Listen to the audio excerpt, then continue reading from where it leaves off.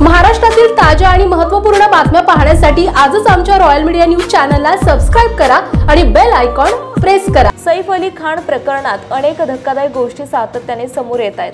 आता पोलीस सूत्रांचं म्हणणं आहे की हल्लेखोर बांगलादेशातील राष्ट्रीय स्तरावरील कुस्तीपटू होता। कदाचित यामुळे सैफ चांगली शरीरयष्टी असूनही त्याला मात देऊ शकला नाही।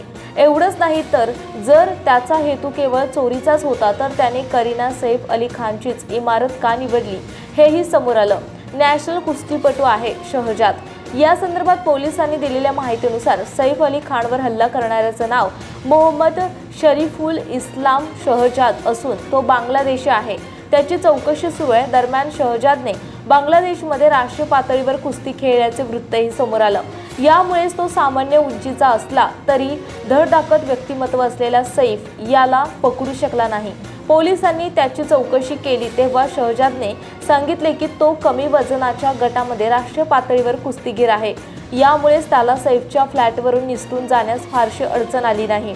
आता पोलीस शहजादच्या जबाबाची पडताळणी करतील। शहजादने करीना सैफची इमारतच का निवडली तर मीडियाच्या वृत्तानुसार शहजादने म्हटलं आहे की त्याला सैफची इमारत फारशी उंच वाटली नाही। तो तेथे गेला होता आणि तेथेही तेथील सिक्युरिटी कोणत्या वेळी सैल असते हे त्याला माहीत होते। पोलीस सूत्रांकडून मिळालेल्या माहितीनुसार शहजादने म्हटलं आहे की तो बांगलादेशमध्ये कुस्तीपटू होता। त्याला तेथे काम नव्हते म्हणून तो कामाच्या शोधात मुंबईत आला। तेथून परतण्यासाठी 50,000 रुपयांची आवश्यकता होती, त्यामुळे तो चोरी करण्यासाठी गेला होता।